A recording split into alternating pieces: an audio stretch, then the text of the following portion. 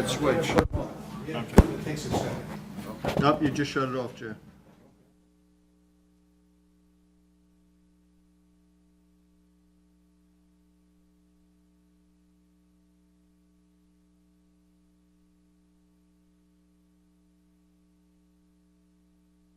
Adjusted for all.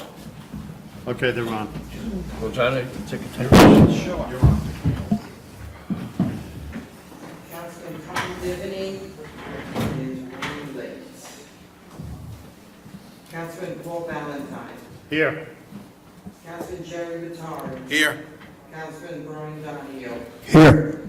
Supervisor Teresa Kenny is. Teresa Kenny here is shortly. coming back from Congress where she was testifying before Congress regarding what the federal government is trying to do to the various suburban towns, the migrant workers. So it's great that she's down there. Okay, So Dennis, Deputy Supervisor I'm here. is filling in. Yep. Right-handed relief. Go ahead. Yes. You Jerry? Brian? Yeah. Oh, sure. Okay, we're all here. Yep, yep. We're all here, but not there, okay. All right, I have a few announcements. The Camp Shanks Museum will be open from 11 a.m. to 3 p.m. most Saturdays and Sundays during the months of June, July, and August. If you've never gone to the Camp Shanks Museum, you should, especially during this time with the for Memorial Day, just to remember our servicemen, over 1 million that left here out of Orangetown to go fight in Europe, particularly in Normandy. It's a terrific museum. The following public hearings have been scheduled: June 13th, adding a new chapter to the town code entitled Public Meetings to permit certain public bodies of town government to conduct public meetings via the video conferencing under extraordinary circumstances. June 27th, 2023, to amend the town code to permit restaurants, including fast food restaurants, as permitted use in mixed-use developments. Presentations. The first one we have is for the Building Safety Month. Building safety starts with you. May 2023, presented to Jane Slavin. Is Jane here? Yes. There you go. Jane is our Director of OBZPAE. I just think of it as it's the building department. All right. Yeah, come on up. Jane? Here you go, Jane. Thank you very much. Thanks, Jane.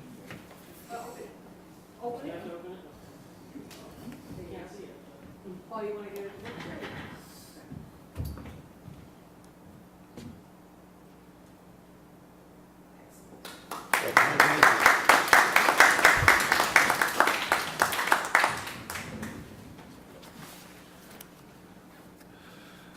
This is also National Public Works Week, connecting the world through public works, Sunday, May 21st through Saturday, May 27th, presented to, again, more of the backbones of the Orangetown government, James Dean, Superintendent of Highways, Eric Gorton, Park and Recreation Superintendent, and Eamon Riley, DEME Commissioner.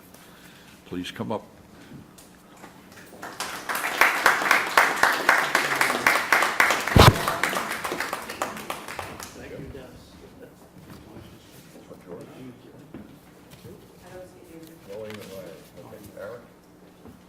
Eric, hold on. Very good. Jim was paying attention.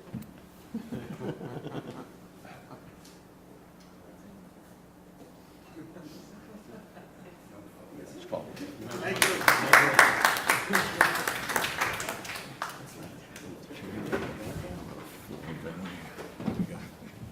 That wouldn't be good.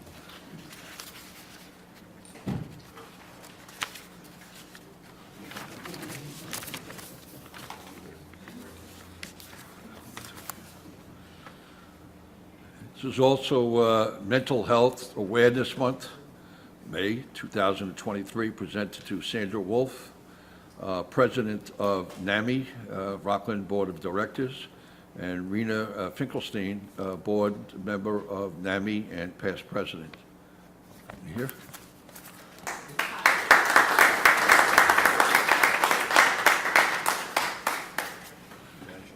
Do you want to say a few words?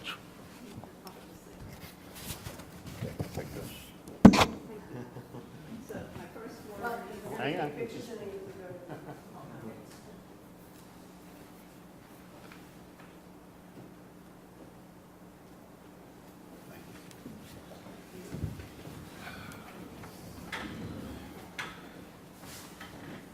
So my first words are that Rena was unable to be here Move tonight. the microphone down. Down so the people at home can hear. Thank you. Oh, I didn't know other people were listening. Oh. Hello, everybody. So I'm Sandy Wolf. I want to thank you for having us here this evening, giving us a chance to talk a little bit about subject of mental health. Rena Finkelstein was unable to come this evening because NAMI Rockland is doing another program at the Finkelstein Library tonight. So I just, wanted just to say a few things. NAMI, many people do not even know who we are unless someone is having some kind of an emergency and is really looking for help. Often our name is unknown. I have a T-shirt that says, "What is NAMI? What's a NAMI?" But we're an affiliate of NAMI, the largest grassroots organization that works with mental health. And primarily, we provide services to families and individuals living with mental illness. We've seen on any news channel or any of our friends and relatives, we see such an increased amount of anxiety and depression. The suicide rates have really gone up so tremendously, and mental health really is something that strikes everyone. People of all faiths, all ethnicities, all cultures, and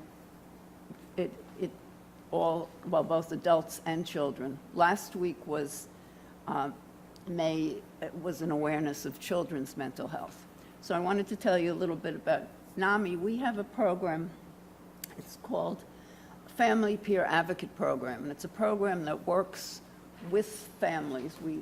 We designed it because there was a need for families, particularly families of Spanish descent, people that don't have money. None of NAMI's activities we don't charge for them in any way, so that when other agencies who have Medicaid patients can't see people that don't have insurance, they come to NAMI.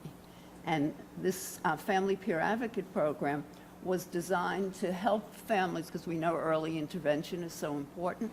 So we have peer advocates that work with families, either going into their home, trying to role model, trying to help them become better able to cope with their children who may be having emotional or some behavioral problems, having difficulty with school, difficulty with social interactions.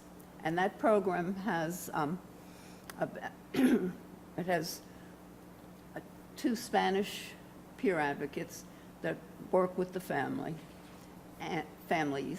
and I think this year we've seen like over 70 families, but the agency as a whole has also worked with about 3,000 families this year.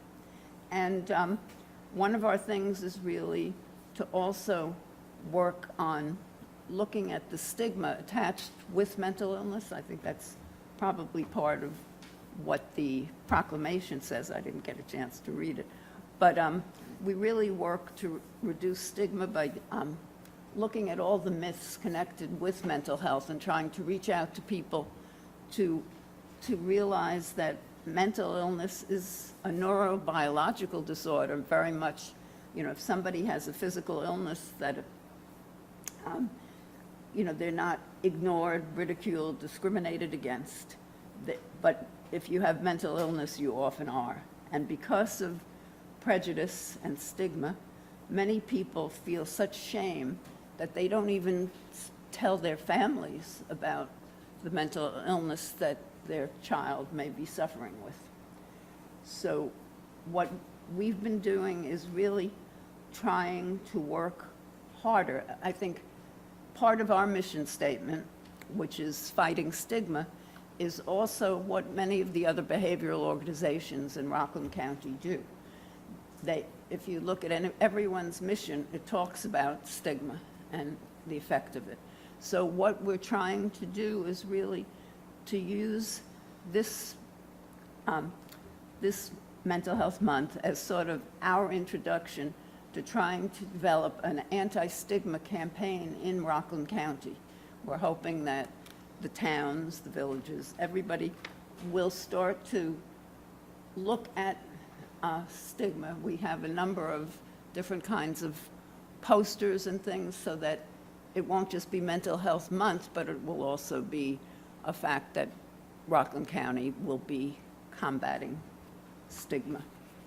And that's basically it. We're very lucky that in Orangetown we have the Nathan Klein Institute, which does wonderful, wonderful research.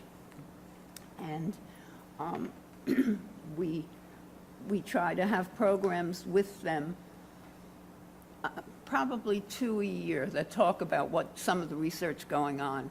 And because they're, not only do they do some general research, they really find results, and they've made differences not only in medications, but in the types of treatment that people get. So basically, I guess all I'm saying is that when 1 in 5 adults in the United States has a mental illness or has a family member or a friend dealing with a mental disorder, and that children begin to show their symptomatology. I think everybody, a child of 14 begins really to, I think it's 70% of the children that have a mental illness know it by the age of 14, and by 25, the percentage is higher. So really, again, back to early intervention and the importance of us working with families. So thank you again for giving me the time and for giving me. Sandra, thank you very much. Okay, the next speaker is going to be Police Officer Mike Yanazone. Yep, that's this. Okay, and the chief? Okay. I was just going to introduce them to the board. Acknowledge Chris Jensen being here. Yes. That's great, too. Okay, go ahead. Well, tonight, they're going to give a brief overview of some of the emergency preparedness that we do in the county. Chris Jensen's here he's the program coordinator of Fire and Emergency Services in Rockland County, and Police Officer Mike Yanazone is our chairman of our OEM for the town, and they're going to give you a brief overview of some of the things they do, all hazards response, including some CSX info. Chief, thank you very much. Okay. Good evening, board members. Thank you for having me. Thank you, Chief Butterworth, for the introduction. I'm simply here tonight by request to offer some assurance to our residents with regard to response capabilities to incidents along the railway corridor here in Orangetown, as well as other related emergencies. Certainly, the request was emanating from the events of East Palestine, Ohio, and some others. So I'm happy to do it and happy to have this opportunity. Just a little bit of brief background and credentials. I've been a police officer with Orangetown for 17 years. I was assigned to the Special Services Division in 2019 and have been involved with emergency and resource management for our department, as well as the emergency management coordinator for the town as well as the town board appointed chair of the Emergency Management Committee. on my side job, I'm a volunteer firefighter for Spark Hill Palisades Fire District. I've been doing that for 22 years, having served as chief of department, or as a chief officer, rather, for 12 years, and 8 of those as chief of department. I've had the opportunity to have extensive incident command level training, as well as other leadership and coordination-related courses as they pertain to incident command, including hazardous material incident command and operations level training. Here with me tonight, as the chief indicated, is Chris Jensen from the Office of Fire and Emergency Services for Rockland County. He's been an invaluable resource for me, and more importantly for the town and the residents of this county, for logistical support and response to emergent incidents as they occur, as well as preparedness and training at the county level. I say that because we're fortunate to have many individuals in this town with similar credentials and/or levels of training across the spectrum of primary response to emergency incidents. The Emergency Management Committee meets monthly and includes supervisory members of our respective town departments, as well as representatives from our local ambulance corps and the Orangetown Fire Chiefs Council as well. We have a functioning town emergency operations center.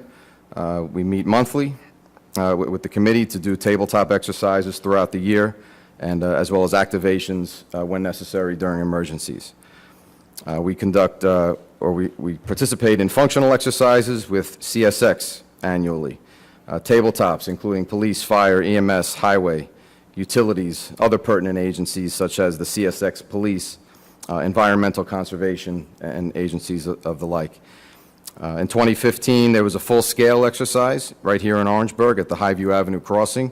That involved many agencies working on a collaborative effort under a unified command structure to deal with a simulated incident very similar to the ones that many of us are rightfully so concerned with and making sure we're prepared for.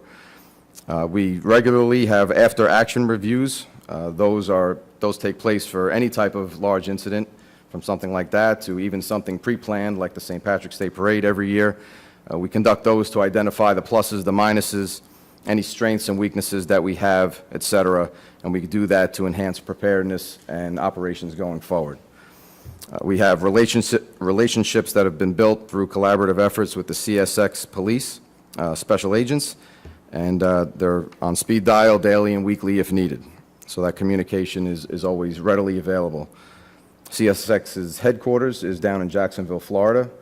We have had CSX railway incidents over the years, anything from a broken crossing gate to something a little bit elevated from that, but thankfully nothing hazardous materials related, at least not since I've been here.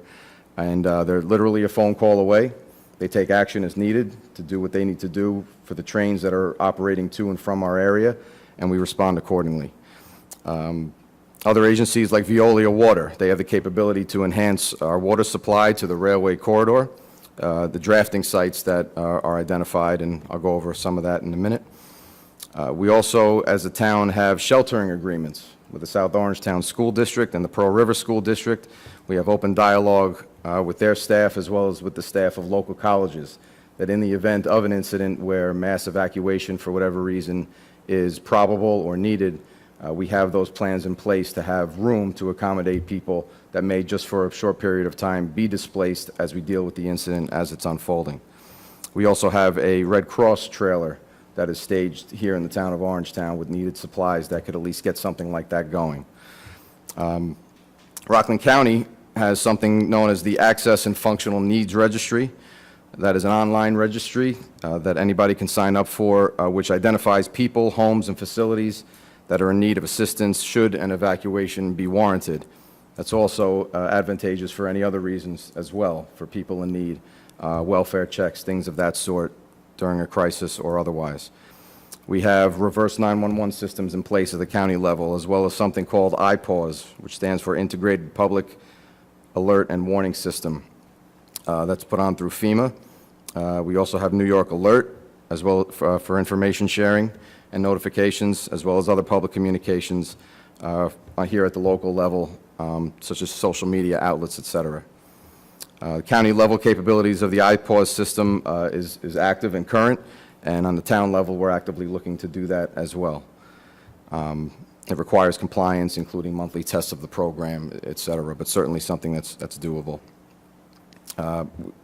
CSX fortunately puts out a lot of resource references for first responders. They have booklets here, emergency response to railroad incidents. They also have a community awareness emergency planning guide that we can use as reference, as training material to better prepare us for some type of response if it is needed. We also have something in the technology age, something called Ask Rail. It is an app. It's an app that designated individuals from an emergency response agency can download on their phones, register, and should there be an incident involving a train, information can be put into this app, and everything about that train, the specific cars, chemicals, et cetera, are literally at your fingertips, along with guidance on how to respond, given whether it's a fire, a spill, a gaseous release, et cetera. So there's a lot of tools in the toolbox that have evolved over the years that have really made our response capabilities, that have really enhanced them, made them better for the town, and certainly are always progressing, especially with the training and the exercises we do under Chris's office's assistance. So just a couple quick things I would share with you up on the screen. This is something called a density study. This is put out by CSX. It's a hazardous material density study under New York Homeland Security and Emergency Services. And this is an annual report identifying 2022. And basically it identifies the amount of shipments coming through your town in any given year. So how many loaded shipments, how much hazardous material, the percentage of the shipments that are coming, what percentage of them is what types of material, whether it is a hazardous material, whether it's intermodal products, things of that sort. So, I mean, just something interesting to share just on this page alone. So here's New York in 2022. This is the CSX line in the state of New York. Something that was a big concern and is always on the radar is petroleum-based products coming through our area. And you can see here the petroleum crude oil right there actually accounts for just 1.67% of the carload of total hazmat that comes through the state. That hopefully is a little bit reassuring just as far as the amount of product, given all of the trains that run through the town, the amount of that type of product that is of concern, but is certainly of a lower percentage of stockpile on those trains coming through. So again, this is a report that we are privy to in the emergency response world, if you will, and it helps us again with planning, with preparation, and with the keeping the open communication and dialogue with the CSX agencies as well as the police that are really a true asset and a beneficial resource. This is also something put out. This is a geographic and strategic response plan. It's an interactive map that, again, you could take the CSX corridors. You could zoom in towards our area, whether it be in the Blauvelt, Orangeburg area. And what it identifies is certain infrastructures that are along the railway, certain distances away from the railway, east and west, north and south, et cetera. It identifies firehouses, it identifies schools, gathering points, the actual crossings themselves. And clicking on any one of those icons gives us information there. All right, gives us contact information. So for example, if we had an incident and we had to utilize one of the school district's buildings, contact information, where that building's located, et cetera. So again, not delving into it in any great length, but this is a resource that truly benefits us in the response world. And I think, Chris, we went through like 2 hours worth a couple of weeks ago just going through this throughout Rockland County and really breaking this down with the Department of Environmental Conservation to really identify any vulnerable points, any points of concern, interest, infrastructure, et cetera. That's all I really have. I'll turn it over to Mr. Jensen just for some quick comments. Just very quickly, phenomenal overview by Officer Yanazone, but really from the county's perspective, I would be remiss if I really didn't acknowledge the chief and Mike, because I will tell you, looking at the other towns and villages throughout the county, Orangetown by far is setting the bar in terms of their emergency preparedness efforts here, in terms of rail and other emergencies here. it's very encouraging to see the partnership of, the private sector as well as the town agencies, because I do come and attend the monthly meetings here that Officer Yanazon puts together. And there's a lot of good work that's being done by the town departments as well as by some of your partners, the school districts, the colleges, and also, Veolia, Orange and Rockland Utilities. So it's all about partnerships, and I think, it's important that those partnerships are being built and nurtured here in Rockland, particularly in the town of Orangetown.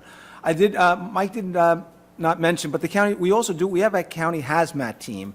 And the hazmat team, it's an all-volunteer team that actually is trained and equipped to respond to these type of emergencies and help mitigate these situations. And they too participate in the training, evolutions and the planning purposes for the rail corridor.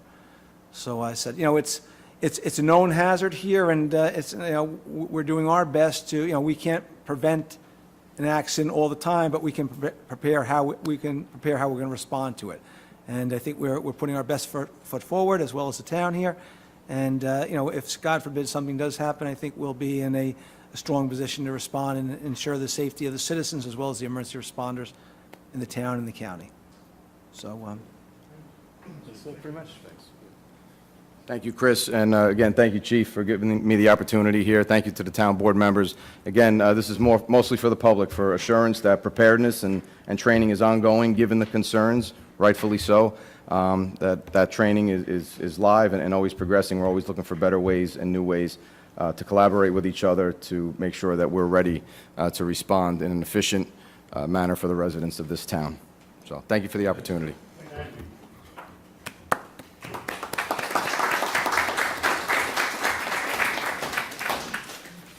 I want to thank the chief, Officer Yanazon, and Chris Jensen, for being here tonight. Thank you.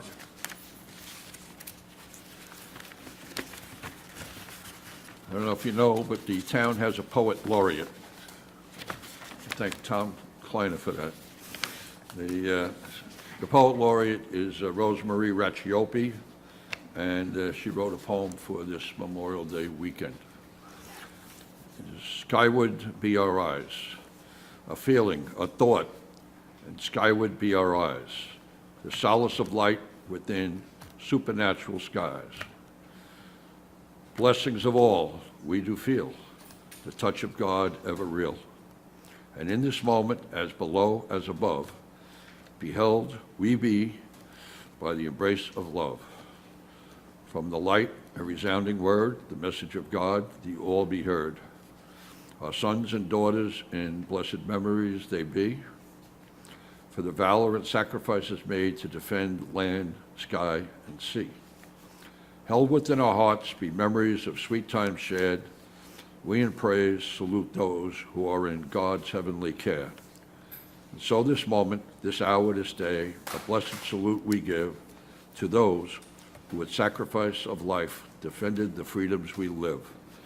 And again, remember Memorial Day, and what it's being celebrated is the men and women who gave their all for this country. Thank you, Rosemarie. All right, we'll do the workshop. All right. We're going to have motions open. Motion. Move. Okay. I'll second. Second by Brian Donovan. Okay. All right, number 1, 2 is the public portions. We'll be doing that. We'll have a public hearing at 7:05 regarding the 175 East Washington Avenue. I guess we're going to be doing that momentarily. All right, number 4 is close of the continued that public hearing. Number 5 is adopt the negative deck for that. Number 6 deals again with 175 East Washington Avenue. Number 7 is resume public hearing of April 11th, dealing with the comprehensive plan, but we're going to adjourn it to June 27th at 7:10. Number 8, approve 2023 high school project graduation funding. Number 9, opposing the discharge of contaminated water from Indian Point into the Hudson River. and urging the New York State Legislature to support Bill S-6893. And another one, the Assembly, A 7208, amending the environmental conservation law in relation to the discharge of any radiological agent into the Hudson River. Sounds ominous. 10, approve A-plus Technologies Newtown Hall security cameras. The new town hall goes in. Town Attorney's Office is approved engagement agreement with Hodges, Walsh, and Burke, dealing with the Barkai versus the town and Mealy versus the town. Highway, approved Cornell University Local Roads Program. So one of the highway personnel, Peter Blickley, can attend. Parks and Recreation Department, approve change order number one for Blue Hill Golf Course for the cart path repairs for an extra $12,880.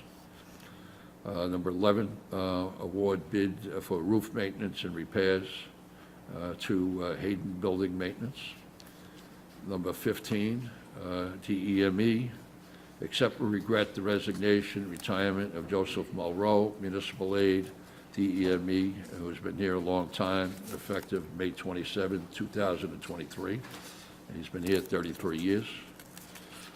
The next one is lend assistance. We're going to have a few of those.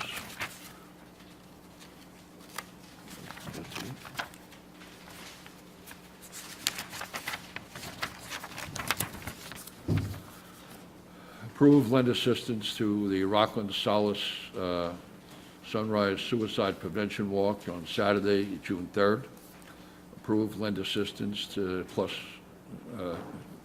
whatever else help they need for the Polish Festival, Saturday, June 3rd, and also Sunday, June 4th. Approve lend assistance to Clausland Mountain Watchfire, May 30th. If you've never seen the Watchfire, it's an amazing event. It's up at Clausland Mountain. It's at midnight, and it's something worth seeing if you're up and about at midnight up in Clausland Mountain. It's what was done during the Revolutionary War, I believe, and the volunteer fire departments do it. It's just a spectacular event. 20 is approved lend assistance to 2023 Palisades Memorial Day ceremony. Approve lend assistance to Spark Hill Memorial Day parade. Those two ceremonies are both on May 29th. Approve lend assistance to St. John Henry Newman Eucharistic procession on Sunday, June 11th. And then we'll have the audit and then the executive session. All right, let's go back. Public hearing, open the public hearing. Make a motion, to open the public hearing. Second. All right. I have one speaker, for the public hearing. It's, I believe it's Jessica and Chris Chessman. Is that correct? Yep. Get up and speak. Do you have anything to add unless you have any No, questions? just go to the microphone and say that. That's fine. The other one? Which one? That's. Hi, good evening. Do we have a sign-up sheet for the others? My name is Jessica Chessman, and I am here in regards to our property, 175 East Washington Avenue in Pearl River. And we applied for a permit to expand our upstairs, and the permit was denied, and that's when we found out that our home is coded as a commercial She didn't want to board over here, right? dwelling home. So we are here to petition or to ask that our house gets coded as a residential house. It has never been a commercial home. We never used it for commercial purpose. and the house was built in 1916, around 1916. There's not a lot of space in this house, so we are looking to expand our upstairs. All right, thank you. Sure. I might add, this has been done before. Yeah, we've done it. Of course. It's in one of those border areas. Yeah. Between residential and commercial, and the, it just makes it a lot harder to increase the area because the calculations are way off because of it. So I support this. I support it. Does anybody else want to speak on this? No. Do I have a motion to close? All right. Motion to close? Motion Public to close. comment? Jessica, thank you very much. Thank you. Thank you, Jessica. We have a second, Brian? Motion's made by Jerry, seconded by Brian. Aye. Thank you. All right. Number 5 is adopt a negative declaration with respect to this law. I'll move that. Tom's moving it. Second? Second. Jerry Batari. All in favor? Aye. All right. Adopting the, number 6 is adopt the local law for the proposed zone change for 175 East Washington Avenue. Moved. Moved by Tom Divity, I'll second it. seconded by Paul Valentine. All in favor? Aye. Aye. Guys are good. You're all set? All right. All right, number 7 is... No, we gotta do public comment. Well, 7:10 is the other public thing, we just discussed. Oh, yeah. Yeah, And then we'll go back. yeah, we gotta do 7, and then we go to public comment. All right. 7 is again a public hearing, but let's resume public hearing of April 11th, dealing with the comprehensive plan. And my understanding is we're going to adjourn it until June 27th. June 27th. All right. Do you have a motion on Motion. that? Motion. Second? I'll second. Second, Brian Donahue. All in favor? Aye. All right, so if anybody was here to talk about that, you got to come back June 27th. I think she put it out there. What's the other one? Now we gotta, I think that's it. Now we gotta go to public portion. Okay, public portion. I have 2 names in the public portion. If I can find them. Michael Mandel. I'll move to open public portion. Oh, I'm sorry. Move to open public portion. Second. All in favor? Aye. You guys are all set, unless you're really enjoying this. Have a good night. Good night. Can I close this down? Good evening, members of the town board. Michael Mandel, resident of Pearl River. I just wanted to commend Supervisor Kenny for going down to Washington to fight for our rights against the tyrannicals, New York City mayor, and the rest of the people involved with this problem. I just want to speak on item number 9. It's amazing that it's still coming up. A number of years ago, Suez wanted to put in a desalinization plant there. All of this better environmental group that I know of came out in support of stopping it, 20,000 signatures on petitions, meetings, events, demonstrations. They seem to have gone away. I don't know what happened here, you know? It's one thing to close down a business, but all of a sudden, there's another environmental, and I don't see them out there for whatever reason. But just wanted to say quickly, I do definitely support it. And the thing about this, the whole thing, just a couple of concerns about it. Across from there is in the Hudson River estuary is Haverstraw Bay. That is the spawning ground for 7 species of fish, including the sturgeon. I forget the other ones, I couldn't find the old records on it, but quite a few things.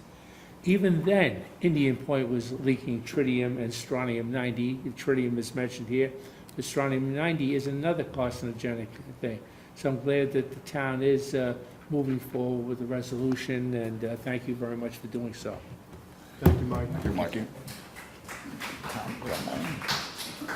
Former Supervisor Tom Kleiner.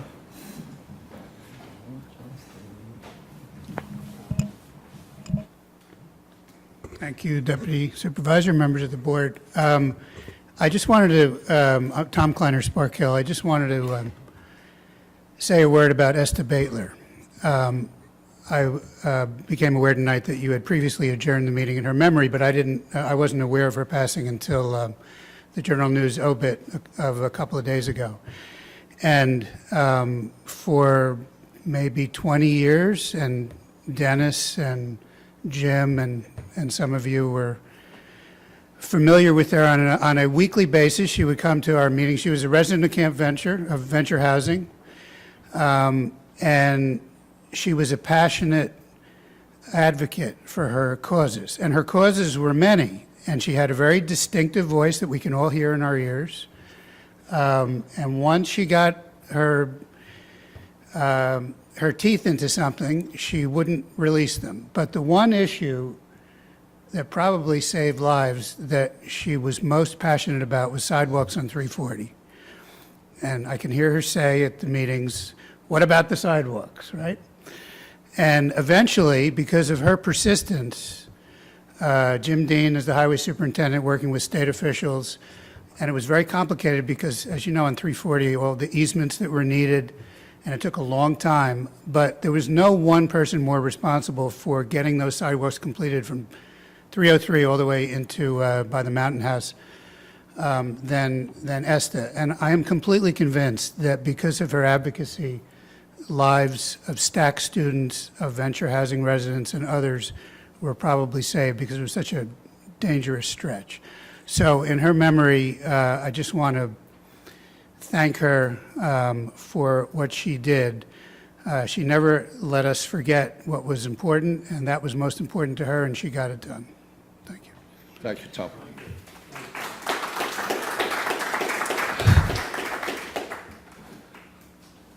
On that point, she was a very strong advocate. Matter of fact, when she came here at the various meetings, she would tell us that 10 people got killed the week before on 340, and that we needed the sidewalks, and facts didn't matter. The other thing she used to tell me is that she trained me well. So I guess I have to thank her for that, too.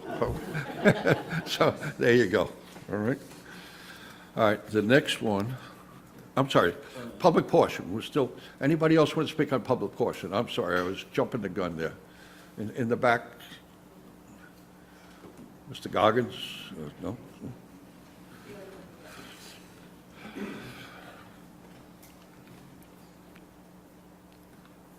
Hi, Susan McQuinney, 66 Sickletown Road.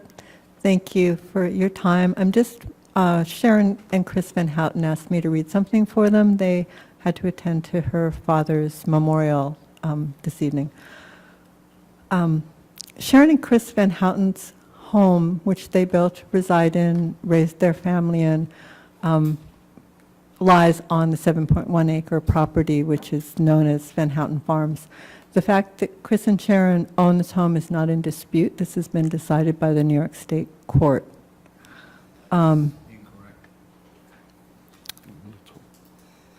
Keep talking.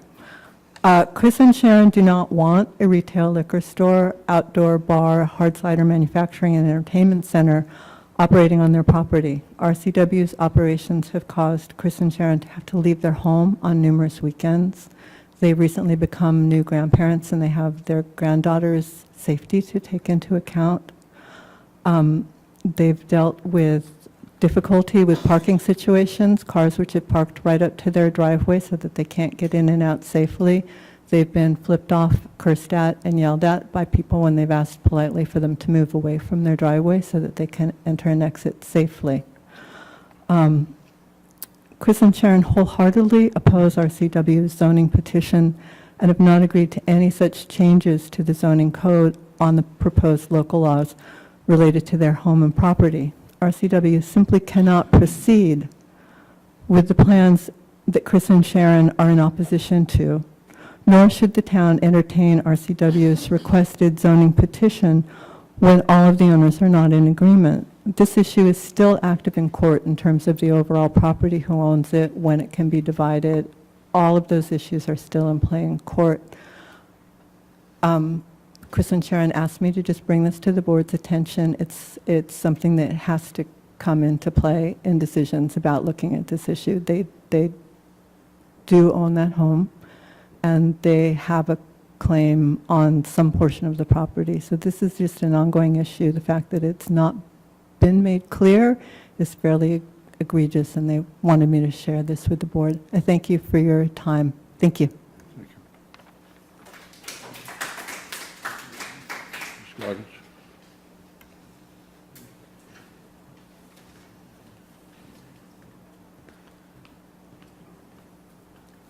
Jerry Goggins, Sickletown Road. I want to thank you, can I call you Councilman Troy? I'm not sure, for drawing attention to the purpose of Memorial Day.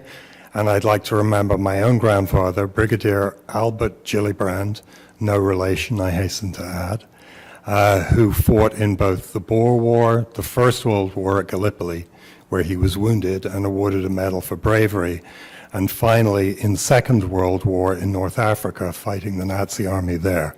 He died, and he is buried in the military cemetery at Heliopolis in Alexandria in Egypt.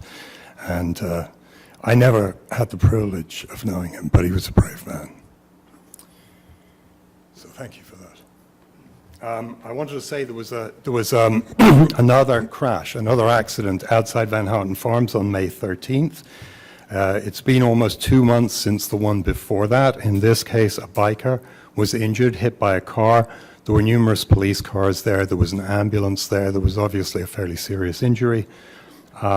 I note that this is while the cidery is closed, so all the current traffic is to the farm stand and the nursery. And if the cidery were to resume operation, we would expect enormously more volume of traffic on that stretch of road, and inevitably that means more frequent crashes. Now, looking at the town code, there's a section that states that any non-residential parking lot on a county highway must have signs noting that it's illegal to back out onto the highway. I believe the code is 6.331 or 332. You can check that. But there are no such signs there, and I'm just wondering, can we have that law enforced? I also want to draw your attention to a couple of factual things. First of all, what Susan McWhinney referred to, which is that the ownership of that property is in legal dispute and is going to be in the courts for some time.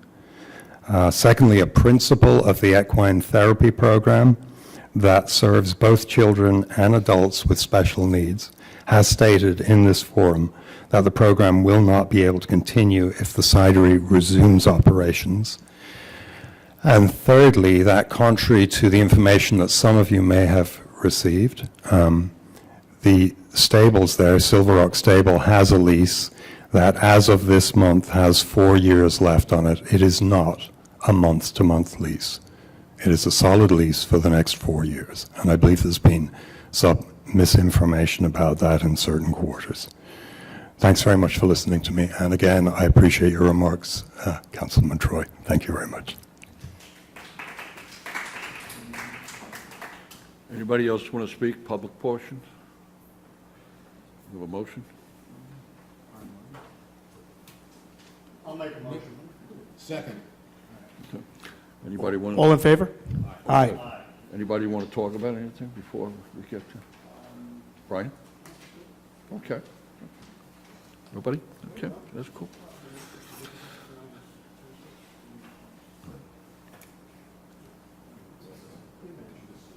All right.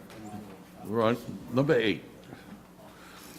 Approving the 2023 high school project graduation funding. Again, I chaperoned the Pearl River project graduation for a lot of years, back when I was a younger guy, when I could stay up to all sorts of hours. And it's just, again, at all these high schools, it's just a terrific event. I always saw myself as a bad example on the night of graduation. It's the first time I ever drank. And too bad they didn't have project graduation at that time, a zillion years ago. So, have a motion on that? I'll second. Tom's second, okay. Next one. Oh, Aye. I'm sorry. Okay. Number 9, opposing the discharge of the contaminated water from Indian Point that Mr. Mandel spoke about earlier. I have a motion on that. I'll make a motion. Mr. Valentine, second. Mr. Divany, all in favor? Aye.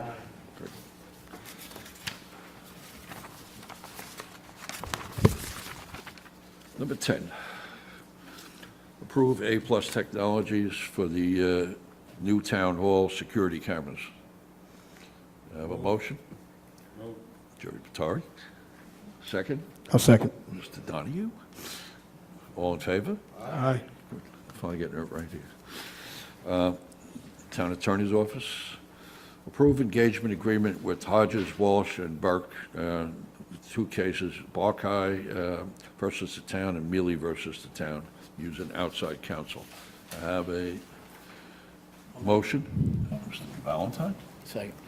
second. Mr. Divity, all in favor? Aye. Town Attorney, want to say anything about that? No, well, it's, the one case is a relatively recent case, federal case, but actually, while we're on that, I was going to add in, as you know, the town was, an action was commenced by Armani Hotel, the owners, as against the town of Orangetown in federal court. We've already engaged Keen and Bean to handle the other case, so I was just going to ask for a resolution that they be engaged for that one, obviously, because it's a similar case. We'll do that under new business? Yeah, if you could do that under new business. Okay. All right. Highway, number 12, approve Cornell University Local Roads Program for Peter Blickley. Have a Motion. I'll make a motion. Move. Donahue? I make a motion. Okay. And Mr. Divany, second. All in favor? Aye. All right. Parks and Recreation, approve change order number 1 for Blue Hill Golf Course for the cart path repair. I'll make the motion. Mr. I'll Valentine, second. And seconded by Brian Donahue. All right, all in favor? Aye. All right, DEME, accept with regret the resignation, retirement of Joseph Mulrow. I'm sorry. I should put my glasses on. Number 14, award the bid roof maintenance and repairs to Hayden Building Maintenance. Moved. Moved by Tom I'll Dillon. second, sorry. You guys having a fight over there? Seconded by Yeah. Brian Donahue. All in favor? Aye. All right. Number 15, DEME, accept with regret the resignation / retirement of Joseph Mulrow after 33 years. Moved. Moved by Tom Divity, I'll second. second by Jerry Vitale. All in favor? Aye. Lend assistance, I have a motion to combine 17 through 22. Combine and approve. Motion, Moved. Divity, I'll second. second. Brian Donahue. All in favor? Aye. On the 17 through 22, all in favor? Yes. Just go to 23. Listen. Just go to 23. Just go to 23, you're good. I can do that. All right. Moving to 23 with vouchers. Thank you, Finance Director. Better be less than 3.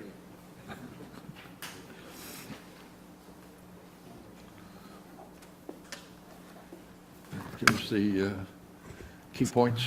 Okay, sorry to disappoint you, Tom, but tonight's audit consists of one warrant for $1.3 million. Items of interest, number 1, Capasso, $90,000 for recycling. Number 2, Crown Castle, $33,000 for connectivity. Number 3, Dutra Excavating, $26,000 for the splash pad. Number 4, Environmental Construction, $26,000 for emergency repair on the sewer line. And number 10, Department of Civil Service, $954,000 for healthcare. Any questions on the audit? No questions? Have a motion to accept? Jerry Patari. Second by Tom Divany. All in favor? Aye. That one for the retain Okay, Keen under and new Bean business, for the federal You're case. going to give the wording Actually, there's two to, things, right? I'm sorry? You got to give the wording to. Sure, I'll give the wording on that one to the town clerk's office, just again retaining, just formally retaining them. And again, we're certainly letting our insurance carrier, putting them on notice as well. So if we could get a motion on that? I'll make a motion. Second. Second by Brian Donahue. All in favor? Aye.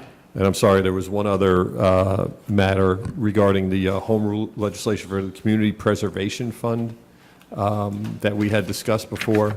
The Senate and the Assembly both have bills that would allow the town to establish this Community Preservation Fund, to allow the town to impose a tax on certain sales, real estate sales, and then create this fund for purchasing land, vacant land or other land for. But it's to purchase at-risk properties. Right, right. So, and again, it's just the first step in a long process, would be to get to state legislation, and we need this resolution, which basically says the town board requests and approves the submission of a home rule request for the enactment of special state legislation in the form of Senate Bill 4712A and Assembly Bill 4606A, authorizing the town to establish a community preservation fund as more fully described there. And if the board's so inclined, I'd ask for somebody to make a motion on that. I'll move that motion. I'll second. All in favor? Aye. Thank you. All right, pass that down. Thank you. I want to do adjournments. All right, Rob, we have exec session? or- Well, the litigation, I think you want to discuss. all right, so we're Discuss going litigation, into yeah. executive session for personnel, or no, No. litigation? Pending litigation. Okay. Armani is We're not suing coming the... out and voting on anything. No. Correct. Okay. We do have some adjournments, right? Yep. Yeah, the adjournments are Joseph Brady, he was former resident of Pearl River, his parents still live here in Pearl River. Ed Coffey, resident of Pearl River. Deborah Ford, resident of Nanuet. Teresa Kaplan, I can't read this. Teresa Gaglio. Here's my list. I'm sorry. Teresa Gaglio, Donald. mother of Mary Cardenas, our town historian. Donald Gash, father-in-law to Orangetown employee Bob Gerard. And Elsie Marlene Zamora, sister to Orangetown employee Nelson Zamora.